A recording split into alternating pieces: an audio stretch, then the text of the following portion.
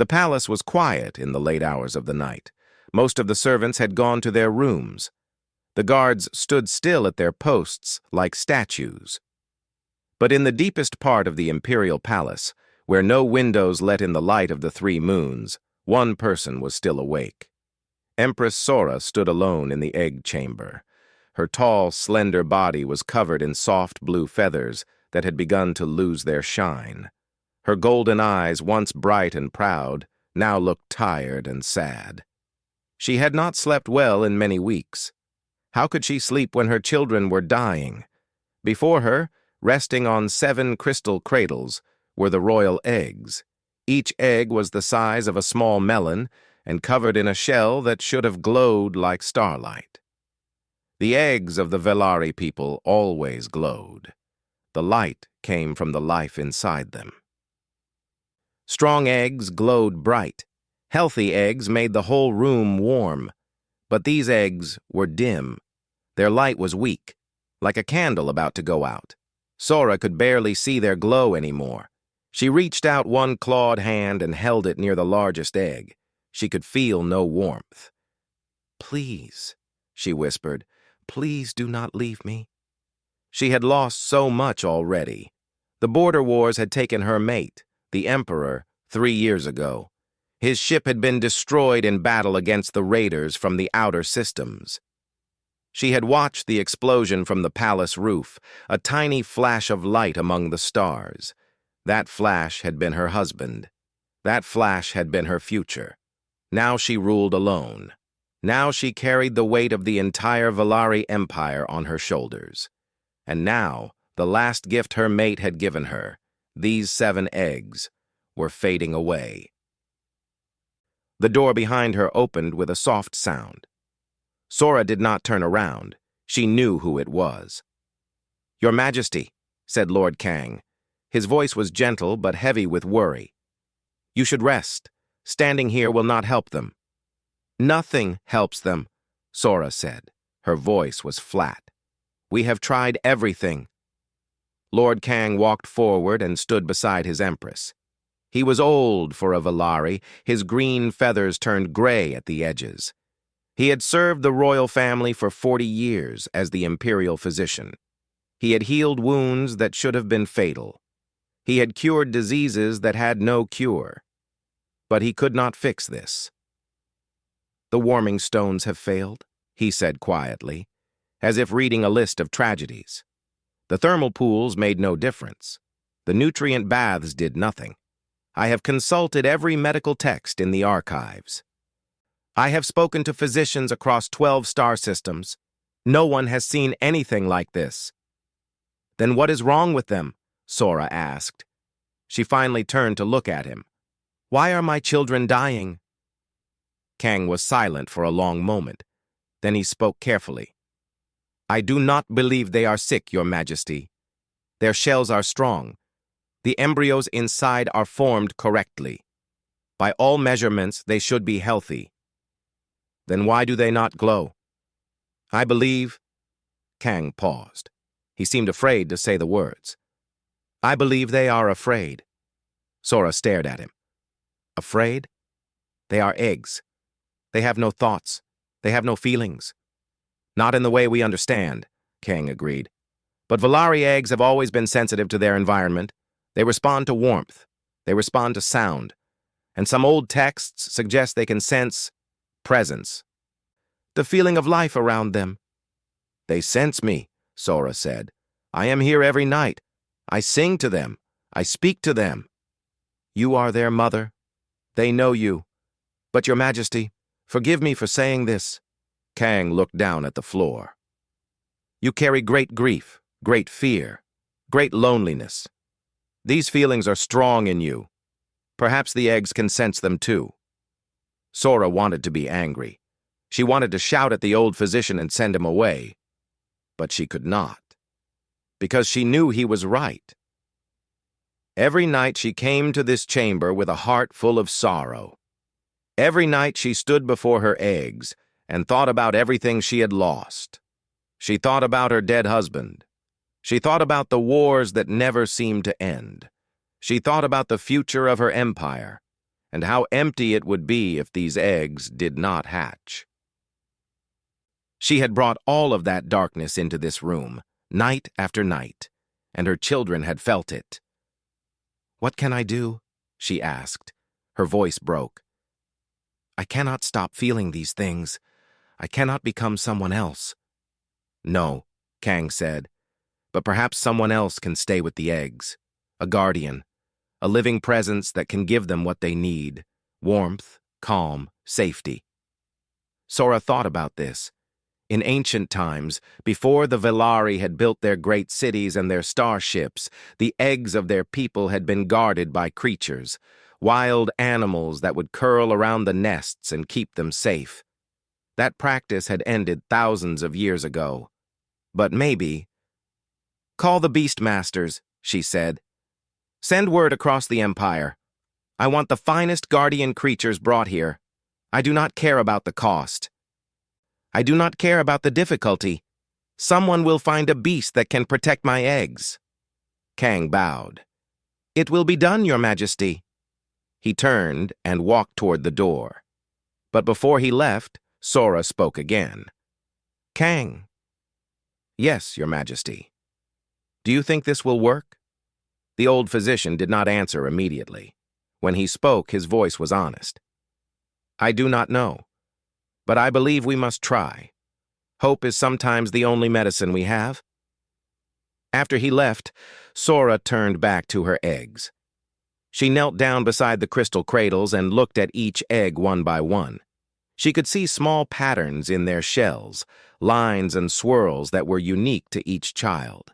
She had memorized those patterns. She knew each egg like she knew her own heart. "I will find someone to protect you," she promised them. "I will not let you fade. I will not let you go. Your father would never forgive me if I gave up, and I will not give up. Not ever." She stayed there until the first light of morning came through the palace windows far above. Then she stood, straightened her robes, and walked out of the chamber to begin another day. Behind her, the eggs sat in their cradles, barely glowing, waiting, hoping. Somewhere in the galaxy, there was a guardian for them. Somewhere there was a creature that could give them what they needed. They just had to find it before the light went out forever. The call went out across the 12 star systems of the Velari Empire. The Empress needed guardian creatures for the royal eggs. The reward would be great. The honor would be greater. Within 10 days, ships began arriving at the Imperial Palace. Beastmasters came from distant worlds, bringing creatures that most Velari had never seen. The palace courtyard became a strange zoo of alien life. Sounds filled the air, growls, clicks, whistles, and cries from beings of every shape and size. Master Yong stood in the center of it all. He was the head beast master of the Empire, a large Velari with dark purple feathers and sharp yellow eyes. He had spent his entire life studying creatures from across the galaxy. He had tamed beasts that had killed a dozen handlers before him. He had no doubt that he would find the perfect guardian for the royal eggs. "Bring the first one," he commanded. 2 handlers came forward, pulling heavy chains. Between them walked a creature that seemed to be made of living fire. It was a wolf, but not like any wolf from old Earth stories. Its body was covered in flames that danced and flickered but never went out. Its eyes were like burning coals. Heat poured from its body in waves. "The Ember Wolf," Master Yong announced proudly. "From the volcanic moon of Pyros 7. These creatures live inside active volcanoes. Their body temperature can reach 800 degrees. They have been used to warm the eggs of the mountain clans for generations." Empress Sora watched from her balcony above the courtyard. Lord Kang stood beside her. The old physician looked worried. "Is it safe?" Sora asked. "The handlers say they can control the temperature," Kang replied. "But I am not certain." The Ember Wolf was brought into the egg chamber. Master Yong followed with a team of assistants carrying temperature monitors and safety equipment. The creature seemed calm at first. It walked slowly toward the crystal cradles where the eggs rested. Then it stopped. The wolf's ears went flat against its head. Its flames, which had been soft orange, turned bright red. A low growl came from its throat. "Easy," Master Yong said. "Easy, beautiful one." But the wolf was not listening. It was staring at the eggs with something like fear in its burning eyes. Then, without warning, its flames exploded outward. The heat filled the room like a bomb going off. The crystal cradles cracked. The assistants screamed and ran.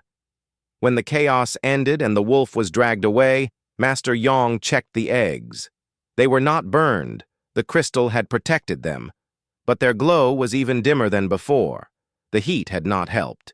It had made things worse. "The wolf sensed something," Lord Kang said to the Empress later that day. "Something about the eggs frightened it. It attacked out of fear, not anger." "Then find something that is not afraid," Sora said. Her voice was cold. "Find something gentle." The next creature came the following morning. It was a serpent, long and thin, covered in silver scales that looked like silk. It moved without making any sound. Its eyes were soft and kind. "The silk serpent of the nebula moons," Master Yong announced. "One of the gentlest creatures in the known galaxy. They are famous for their warmth. Mothers use them to keep their babies warm during the long winter months." The silk serpent was placed in the egg chamber. At first, it seemed perfect. It slid gracefully toward the eggs and began to coil around them, just as everyone had hoped. But after 1 hour, the serpent began to shake. After 2 hours, it was hissing. By the 3rd hour, it was trying desperately to escape. It threw itself against the walls. It bit at the door. When the handlers finally got it out, it was so stressed that it refused to eat for 3 days. "It sensed something, too," Kang observed. "The same thing the wolf sensed." Master Yong was frustrated. He brought in the mother bears next. These massive creatures from the ice colonies were known throughout the galaxy for their nurturing nature. They would adopt orphaned young of any species. They had raised Valari chicks, reptile hatchlings, even small mammals.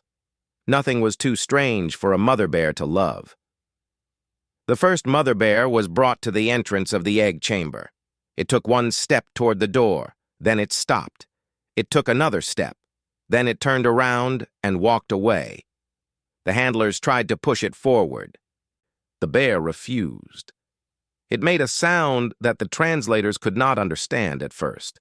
Then, the meaning became clear.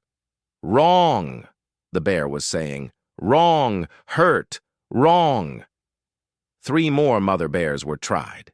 Each one had the same reaction. They would not enter the chamber. They would not go near the eggs. Something inside that room made them want to run away. By now, Master Yong was becoming desperate. He brought in the pulse crabs from the deep worlds. These creatures had shells covered in glowing lines that pulsed with bioelectric energy. Scientists had discovered that their energy fields could stabilize dying organisms. They had been used in hospitals to help patients recover from terrible injuries. "If anything can help the eggs," Master Yong said, "it is these." The pulse crabs were placed around the crystal cradles.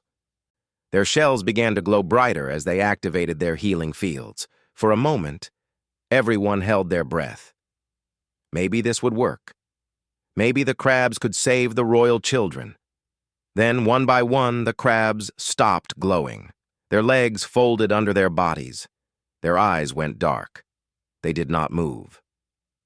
"Are they dead?" Sora asked, her voice full of horror. "No," Kang said after checking them. "They are in a deep sleep, like a coma. Being near the eggs shut down their systems completely." That night, Empress Sora stood in the egg chamber alone again. The eggs were dimmer than ever. She had tried the best creatures in the galaxy. Every single one had failed. Every single one had been driven away by something the eggs were producing. Some signal, some feeling, some cry for help that made every living thing want to flee. Master Yong came to her the next morning. He looked tired and defeated.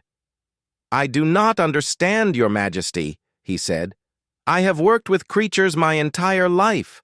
I have never seen anything like this. Every beast we bring reacts with fear or distress. It is as if the eggs are pushing them away." "What are the eggs doing to them?" Sora asked. "Lord Kang believes the eggs are sending out a distress signal," Yong explained. "A frequency that all creatures can sense on some deep level. It tells them that something is wrong, and when they sense that something is wrong, their instincts take over. They run, they attack, they shut down, they cannot help it." Sora closed her eyes. "So my children are crying for help, and their cries are driving away everyone who might save them." "Yes, Your Majesty." "That is exactly what is happening. Then what do we do?" Master Yong had no answer. For the first time in his long career, the head beast master of the Valari Empire had nothing to offer. No creature in the galaxy could stay beside those eggs. No beast could overcome the distress signal they were sending out. The eggs would keep fading, the royal children would die, and there was nothing anyone could do. Or so they all believed. But far below the grand halls of the palace, in the dusty stables where the transport beasts were kept, a young human was sleeping in the hay. He did not know about the royal eggs.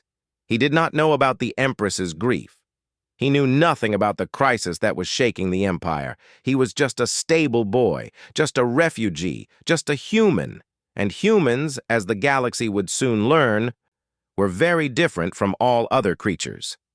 The stables of the Imperial Palace were built below the ground, in the cool stone tunnels that had once been mining caves. This was where the Velari kept their transport beasts, the large, gentle creatures that pulled carts and carried cargo. It was a simple place, far away from the golden halls and crystal rooms above. Taeho had lived in these stables for 2 years. He was 19 years old, thin and quiet, with dark hair that fell over his brown eyes. His clothes were old and patched in many places. His hands were rough from work. He did not look like anything special. That was because, to most Valari, he was not special. He was human. And humans in the great Valari Empire were considered one of the least important species in the galaxy. Taeho had been 12 years old when his colony ship was destroyed. He could still remember that night, the alarms, the explosions, the screaming. He remembered his mother pushing him into an escape pod. He remembered her face through the small window as the pod shot away into space. He remembered the flash of light when the ship broke apart. He had drifted for 3 days before a Valari patrol ship found him. They had taken him in, given him food and water, and brought him to the Imperial world. But they did not know what to do with a human child. Humans were rare in this part of the galaxy. There were no human communities for him to join. There was no family waiting for him. So they gave him a job in the stables. They gave him a place to sleep in the hay. And they mostly forgot about him. Taeho did not mind. The stables were warm. The work was simple, and the beasts were kind to him. That was the strange thing, the thing that made him different from the other stable workers. The beasts liked him. Not just liked him, they loved him. The ember wolves, those fierce creatures of living fire, would calm down when he walked past their cages. Their flames would turn soft and low. They would press their hot noses against the bars, wanting him to touch them. The silk serpents would uncoil from their baskets and wrap themselves around his shoulders.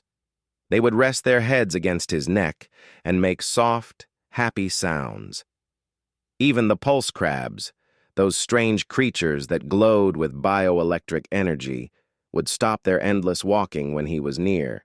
They would go still and watch him with their many eyes, as if his presence gave them peace. The other stable workers, all Valari, did not understand it. They laughed at Taeho and called him names.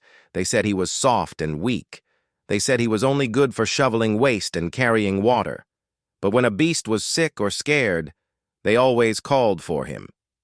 "The human can do it," they would say. "The beasts do not bite the human." Taeho never complained. He just did his work and spent his nights sleeping beside whatever creature seemed to need him most. One morning, a young Valari servant named Mi Young came down to the stables. She worked in the kitchens above, and her job was to bring food to the workers in the lower levels. She had brown feathers, lighter than most Valari, and large, curious eyes. Mi Young had seen the human before, but she had never really looked at him. Today, she stopped at the entrance to the stable and watched. Taeho was sitting cross-legged on the floor beside a cage. Inside the cage was a silk serpent that had been sick for several days. It had refused to eat. It had refused to move. The beast handlers had given up on it. But Taeho was just sitting there. He was not doing anything. He was not feeding the serpent or giving it medicine. He was just sitting, breathing slowly. His eyes were half closed. Mi Young watched for a long time. Nothing seemed to be happening. But then she noticed something. The serpent was moving. Very slowly, it was uncoiling from the corner of its cage. It was sliding toward Taeho. It pressed its silver head against the bars, as close to him as it could get. And then, for the first time in 3 days, the serpent began to eat. Mi Young felt her feathers rise with surprise. "How did you do that?" she asked. Taeho looked up. He seemed startled that someone was watching. "I did not do anything," he said. His voice was soft. "You must have done something. That serpent has been dying. Now it is eating." Taeho thought about this. "I just sat with it," he said. "Sometimes, when a creature is scared or sick, it helps to just be near them, not doing anything, just being there." Mi Young did not understand. Valari did not think that way. When there was a problem, you solved it. You took action. You did something. The idea of fixing a problem by doing nothing was strange to her, but she could not argue with what she had seen. Over the next few days, Mi Young found herself coming back to the stables. She would bring extra food from the kitchens, small pieces of bread, bits of fruit, and give them to Taeho. He was always surprised by her kindness. Most Valari ignored him completely. "Why do you come here?" he asked her one day. Mi Young was not sure how to answer. "I think you are interesting," she finally said. "You are different from other workers. Different from anyone." Taeho smiled. It was a small, shy smile. "I am just human," he said. "Humans are not interesting." "I think maybe you are wrong about that." That night, Mi Young heard about the crisis with the royal eggs. All the servants were talking about it.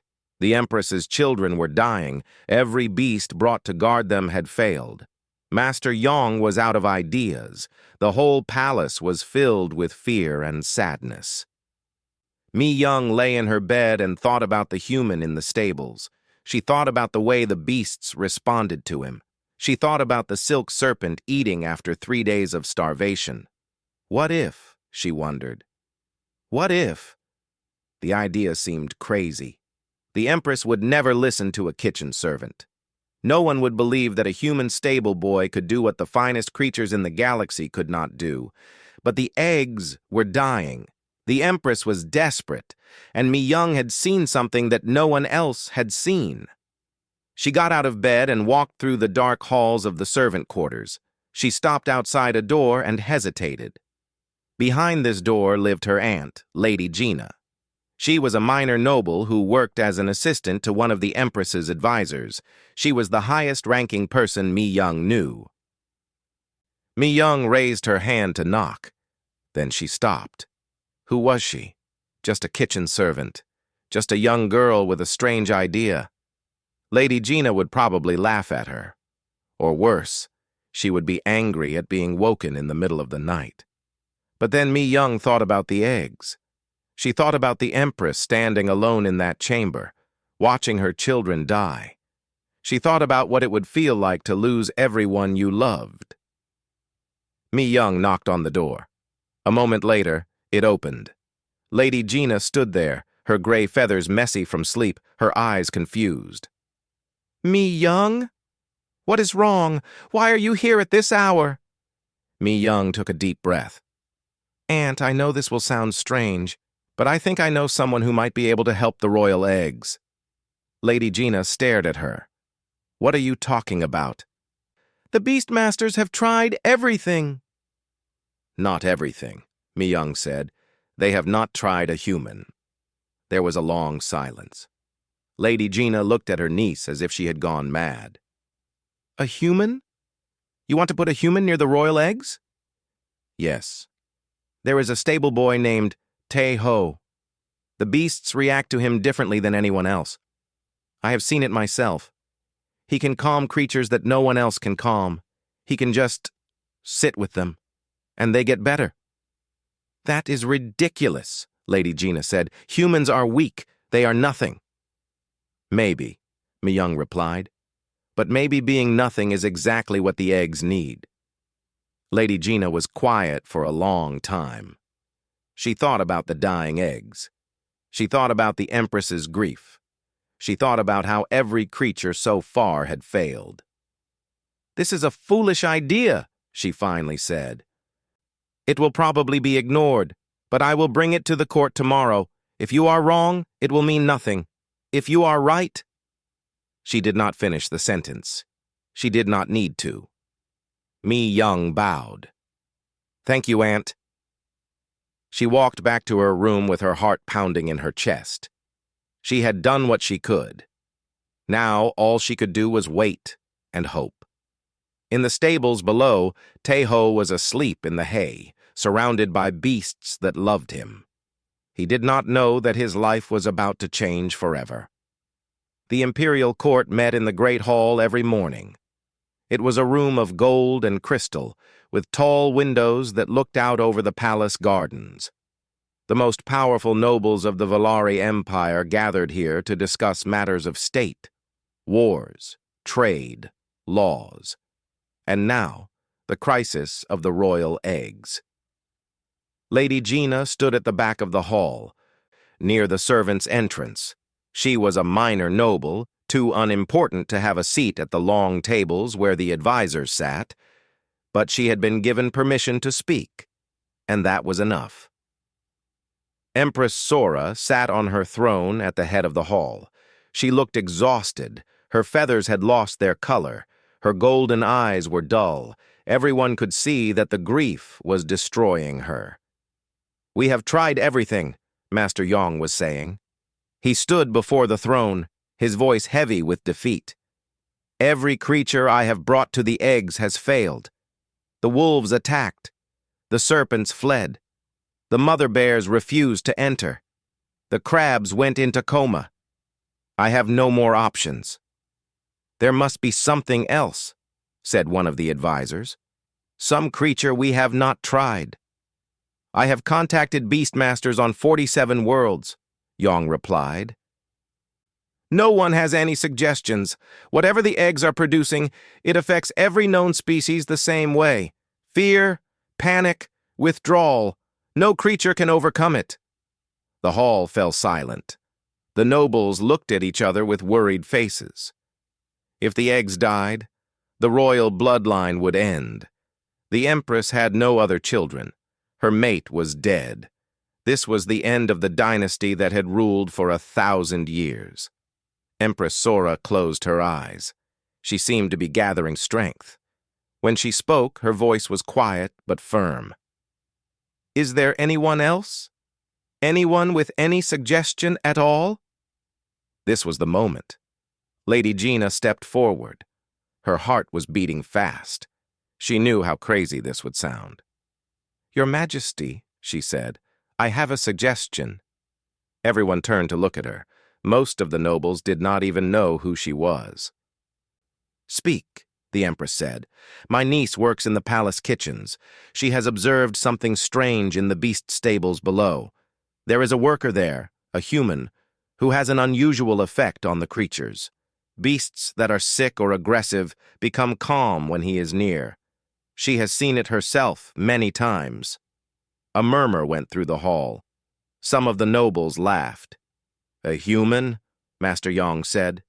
His voice was full of disbelief. "You want to put a human near the royal eggs?" "I know it sounds strange," Lady Gina continued. "But hear me. Every creature you have brought to the eggs has been driven away by fear. Their instincts take over. They cannot control their reactions. But my niece says this human is different. He does not react the way other creatures react. He just stays calm, no matter what." "Humans are weak," one of the advisors said. "They have no claws, no thick skin, no natural weapons. They are prey animals. How could a prey animal succeed where the mightiest beasts have failed?" "Perhaps because he is a prey animal," said another voice. Everyone turned. Lord Kang, the imperial physician, had spoken. The old Valari stepped forward, his gray feathers catching the light from the windows. "May I speak, Your Majesty?" Empress Sora nodded. Lord Kang walked to the center of the hall. "I have been studying this problem since the eggs first began to fade. I believe I understand what is happening. The eggs are producing a distress signal, a frequency that tells nearby creatures something is wrong. When animals sense this signal, their survival instincts activate. They fight, flee, or freeze. They cannot help it. It is built into their biology." "We know this already," Master Yong said. "That is why every creature has failed." "Yes, but what if there was a creature that could sense the signal and choose not to react to it?" Kang asked. "A creature that could feel fear but decide to stay calm anyway?" "That is not possible," Yong said. "Instincts cannot be controlled." "Not for most species," Kang agreed. "But humans are different." He pulled out a small data pad and held it up. "I have been reading old research on humans from the Galactic archives. They are a strange species. Physically weak, yes, but their minds work in ways we do not fully understand." He began reading from the pad. "Humans have developed something called conscious relaxation. They can deliberately slow their heart rate. They can deliberately calm their thoughts.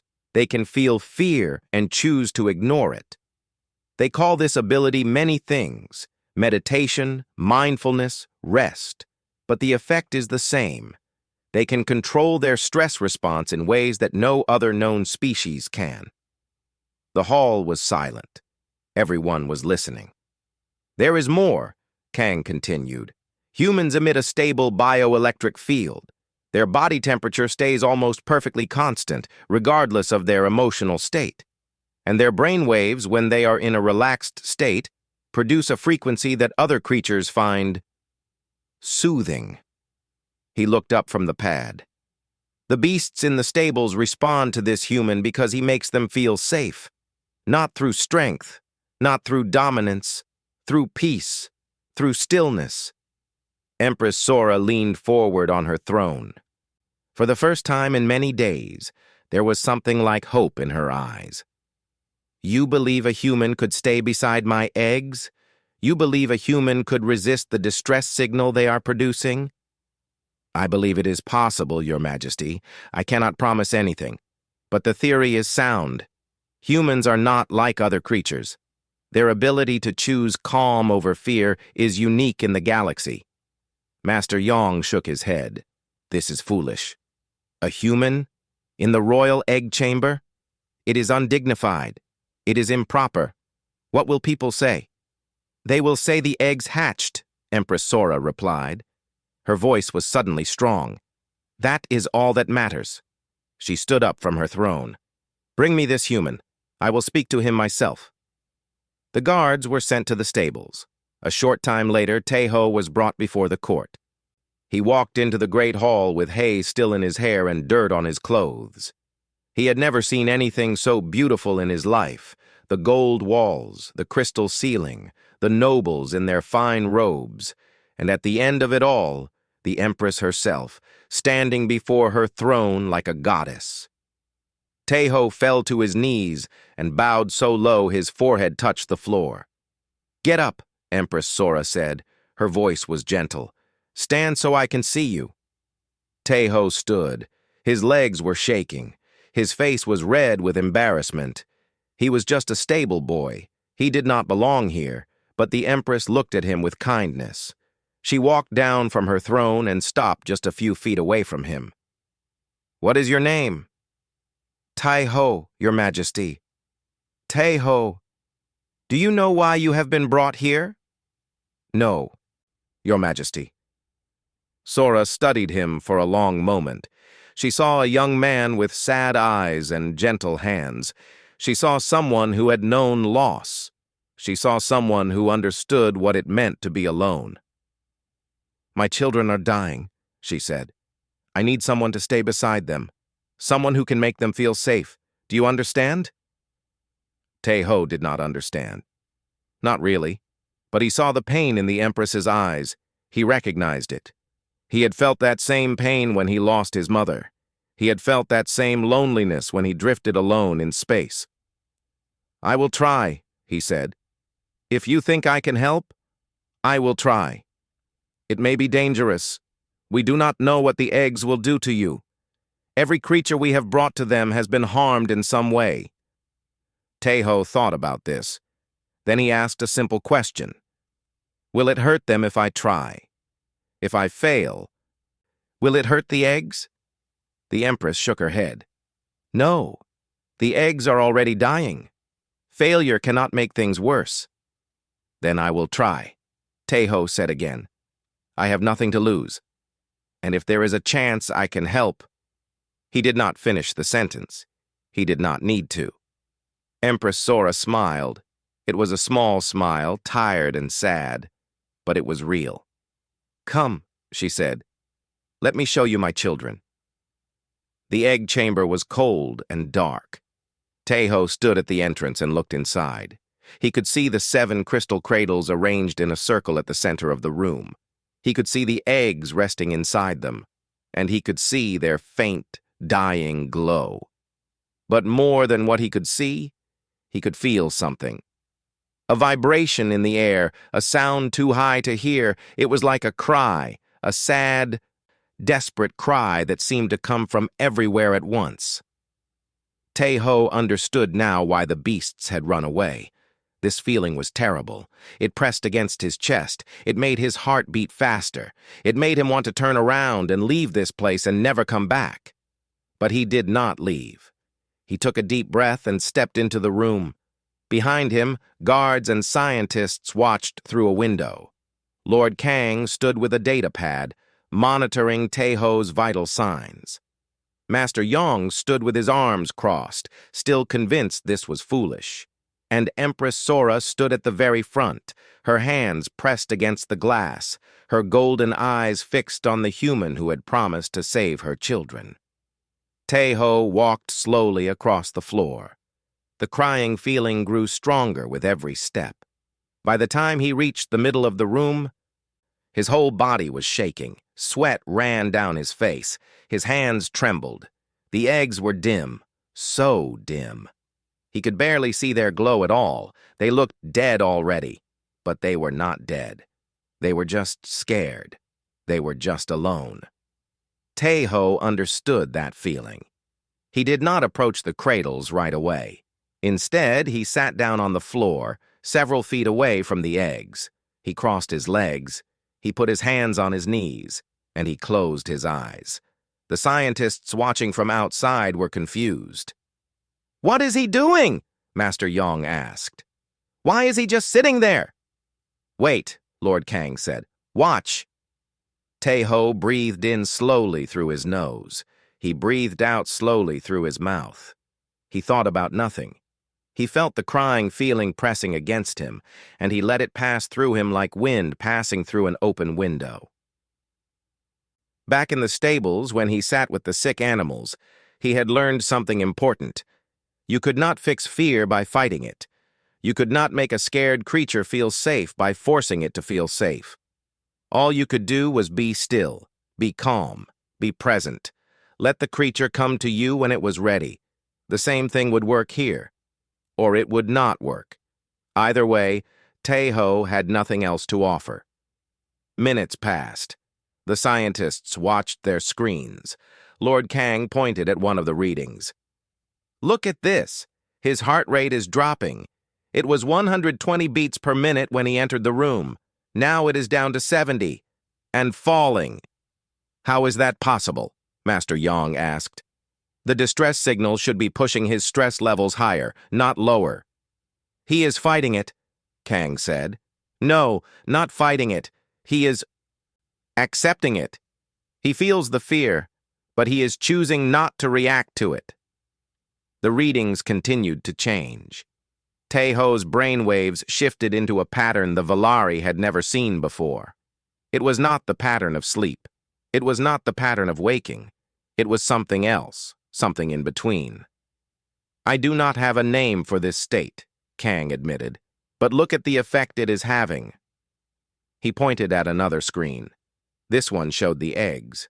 One of them, the smallest one in the corner, was glowing slightly brighter than before. Empress Sora gasped. She pressed her hands harder against the glass. "It is working," she whispered. "It is working." Inside the chamber, Taeho opened his eyes. The crying feeling was still there, but it was softer now. The eggs seemed to be listening to him, waiting, wondering. Slowly, carefully, he moved closer. He stopped a few inches from the cradles and lay down on the cold floor. He curled his body around the eggs without touching them. He closed his eyes again and let his breathing become deep and slow. He thought about warmth. He thought about safety. He thought about the feeling of being held by someone who loved you. He thought about his mother. The eggs began to glow.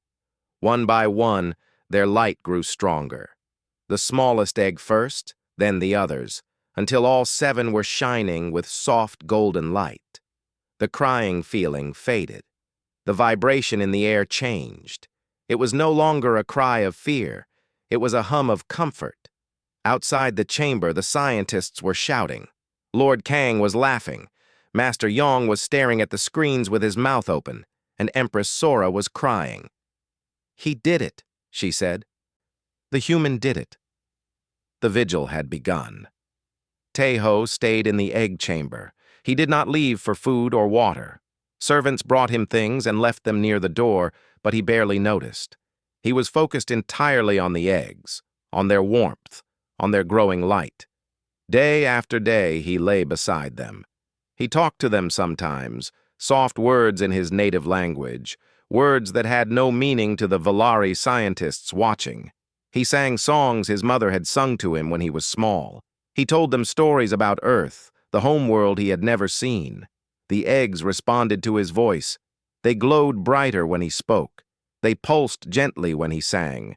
It was as if they were listening, as if they understood. On the 3rd day, Mi Young came to visit. She stood outside the chamber window and waved at him. Taeho smiled and waved back.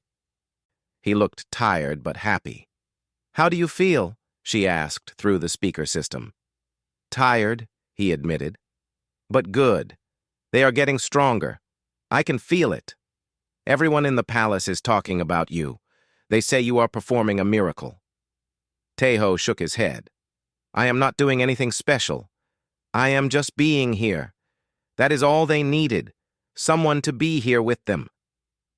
Mi Young did not understand how that could be enough, but she could see the results with her own eyes. The eggs were glowing like small suns now. The scientists said the embryos inside were developing normally. Everything was working. "You are different from us," she said. "Valari cannot do what you do. We cannot just be still. Our minds are always moving, always planning, always worrying." "Humans worry too," Taeho said. "All the time. But we learned a long time ago that worrying does not help. Sometimes the only thing you can do is accept what is happening and stay calm." "Is it not hard? Do you not want to run away?" Taeho looked at the eggs. His face was soft. "Every moment," he said. "I am terrified every moment. But they need me to be okay, so I pretend. And after a while, pretending becomes real." Mi Young thought about this. It was such a strange idea, to feel fear and choose to ignore it, to pretend to be calm until you actually became calm. No Valari could do that. Their instincts were too strong. But humans were different. Humans had something that no other species in the galaxy possessed. They had choice. On the 10th day, Lord Kang announced that the eggs were healthy. The embryos were fully formed. They were growing at a normal rate. In a few more weeks, they would be ready to hatch. Empress Sora came to the chamber. She stood at the window and watched Taeho lying beside her children. "Thank you," she said. Her voice broke as she spoke. "Thank you for saving them." Taeho looked up at her. "They saved themselves," he said. "I just helped them feel safe enough to do it. That is more than anyone else could do. More than any beast, more than any technology. You stayed when everyone else ran away." "I had nowhere else to go," Taeho said honestly. "And I know what it feels like to be alone and scared. I did not want them to feel that way." Empress Sora put her hand against the glass. On the other side, Taeho put his hand against the same spot. "You will always have a place here," the Empress said. "For as long as you live, I promise you that." Taeho smiled. For the first time since his colony ship was destroyed, he felt like he had a home. The eggs continued to glow. The vigil continued. And somewhere in the palace, Mi Young was writing a report about humans, about their strange ability to feel fear and choose peace, about the way they could project calm like warmth from a fire. She did not know it yet, but that report would change the galaxy. The humans were coming, and they would bring something no other species could offer. Not strength, not power, not weapons. Hope.